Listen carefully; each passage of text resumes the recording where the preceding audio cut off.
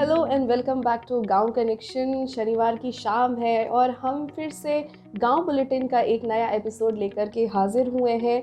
गांव बुलेटिन गांव कनेक्शन की ऐसी कोशिश है जिससे गांव जहां पर देश की 70% आबादी रहती है वहां की आवाज़ हम आप तक ले करके आ सकें और एक जो रूरल अर्बन डिवाइड है मेन स्ट्रीम में उसको कम करने की कोशिश कर सकें।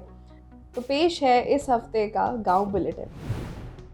गांव बुलेटिन की पहली स्टोरी छत्तीसगढ़ के बस्तर ज़िले से है। बस्तर को पोटेंशियल हब माना जाता है कल्चरल हेरिटेज का।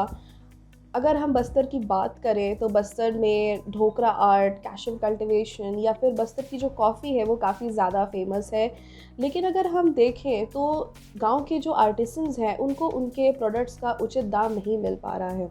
अगर हम शहर के लोगों की बात करें तो जब भी वो कभी गांव के आर्टिसन से कुछ भी ख़रीदते हैं तो एक माइंडसेट रहता है कि शायद मेरे पैसों से इस गांव के आर्टिसन के बच्चा शायद स्कूल जा सके, और बेसिकली एक माइंडसेट होता है चैरिटी का।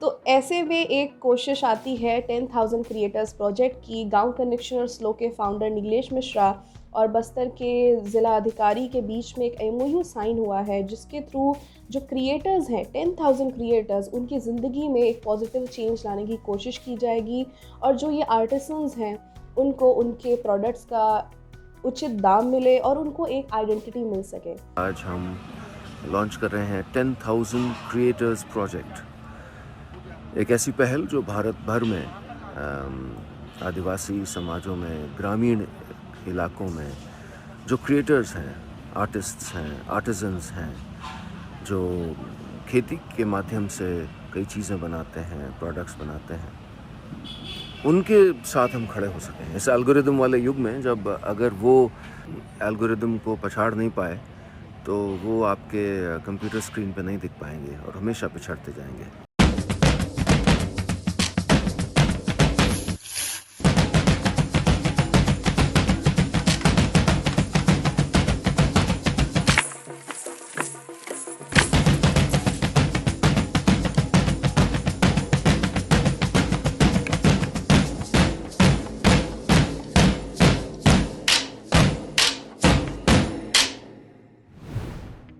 अगर आप गांव से हैं तो आप लाली लिपस्टिक, बिंदी, टुकली इन सब वर्ड से काफ़ी ज़्यादा familiar होंगे। और अगर नहीं भी है तो मैंने यहाँ पे जो काली बिंदी लगा रखी है इसको गांव में टिकुली भी कहते हैं। टिकुली आर्ट फॉर्म बिहार से ओरिजिनेट करता है और माना जाता है कि ये 800 साल पुरानी आर्ट फॉर्म है। मुग़ल पीरियड में रानियों के लिए कांच और गोल्ड से टिकुली बनाई जाती थी, लेकिन धीरे धीरे ये आर्ट फॉर्म विलुप्त होने लगी। बिहार के एक आर्टिसन है जो कि इस आर्ट फॉर्म को रिवाइव करने की कोशिश कर रहे हैं और साथ ही उनकी ये भी कोशिश है कि इससे महिला सशक्तिकरण को भी बढ़ावा मिले, क्योंकि इससे महिलाओं को जोड़ करके वो उनको एक लाइवलीहुड अपॉर्चुनिटी भी दे रहे हैं। टिकुलीज जो कि पहले सिर्फ बिंदी बनाने में यूज़ होता था, लेकिन अब इस आर्ट फॉर्म को एक्सपैंड किया जा रहा है wall paintings, coasters, pen stand, trays, झुमका, सारी ये सब चीज़ें बनाने में भी। आइए देखते हैं बिहार की टिकुली की कहानी।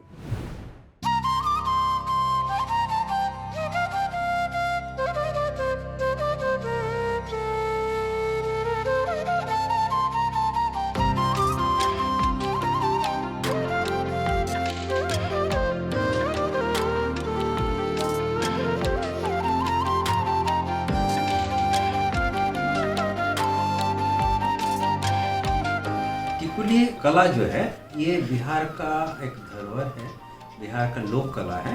कहा जाता है कि करीब 800 साल पुराना ये है, जिसमें कुटीर उद्योग के रूप में ये आगे बढ़ा और मुगल पीरियड में काफ़ी इसको सपोर्ट मिला और पटना सिटी में इस काम को लोग करते थे। टिकुली जो उद्योग है उसको कुटीर उद्योग के रूप में लोग लिए हुए थे और इस काम को करते रहते थे। और पटना सिटी में करीब करीब 5,000 कारीगर ऐसे थे जो इस काम को करते थे।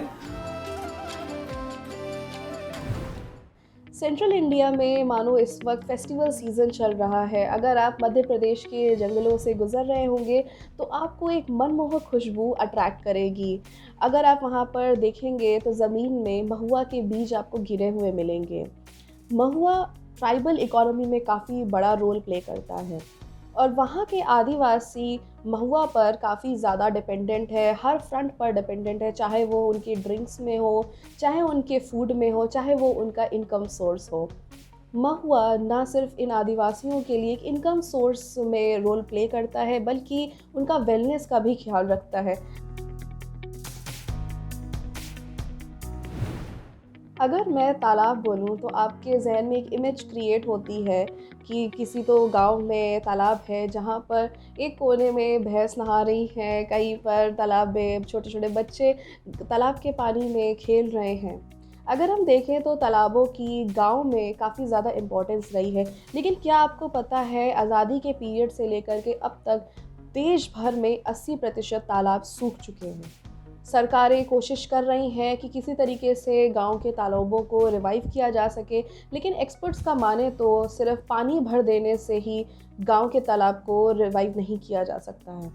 गांव कनेक्शन ने कोशिश करी है ये समझने की कि ऐसा क्या हुआ जो गांव में तालाब सूखते चले जा रहे हैं। गांव में कम से कम 40-50 ताल है, लेकिन तालों में पानी बिल्कुल नहीं है। जानवरों को पानी पीने लायक नहीं, और इतनी गंदगी आ गई है कि सब गांवों की नाला और नाली और टट्टी का पानी जा रहा है। जो विषय आप लेके चल रहे हैं तालाबों के संबंध में, वो तालाब अब मर चुके हैं।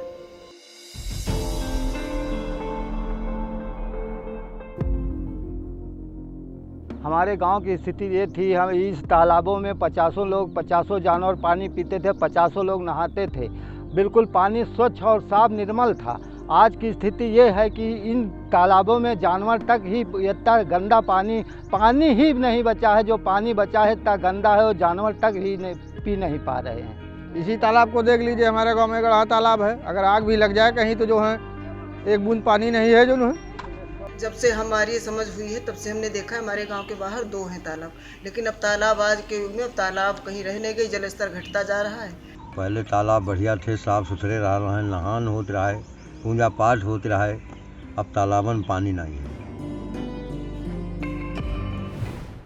पिछले हफ्ते फॉरेस्ट फायर्स के काफ़ी ज़्यादा इंसिडेंसेस सामने आए हैं। अगर हम राजस्थान की बात करें तो 27 मार्च को वहाँ पर सरिस्का टाइगर रिजर्व में जंगलों में आग लग गई और 4 दिन तक जलती रही।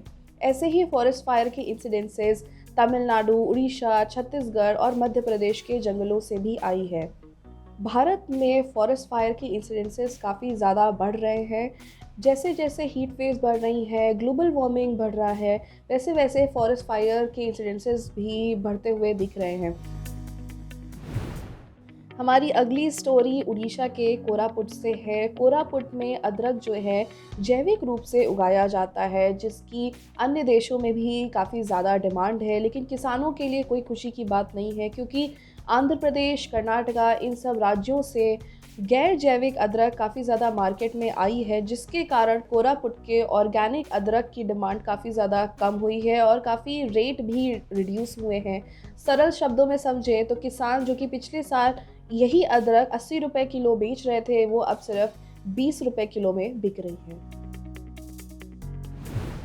गांव बुलेटिन में आखिरी और 7वीं खबर मणिपुर से है। मणिपुर में आदिवासी महिलाएं हैं जो कि अपने रीजन में जो उनका पॉटरी ट्रेडिशन है उसको अलाइव रखने की कोशिश कर रही हैं। वो बहुत ही खूबसूरत पॉटरी बना रही हैं, ट्रेडिशनल और मॉडर्न मेड, एक उस पत्थर से जो कि सिर्फ उनके रीजन में अवेलेबल है। इस हफ्ते के गांव बुलेटिन में सिर्फ इतना ही। अगले हफ्ते शनिवार को फिर हम आपसे मिलेंगे रूरल हिंटरलैंड की 7 मुख्य खबरें लेकर के। तब तक अपना ख्याल रखिए, जुड़े रहिए हमसे और बनाए रखिए अपना गांव कनेक्शन।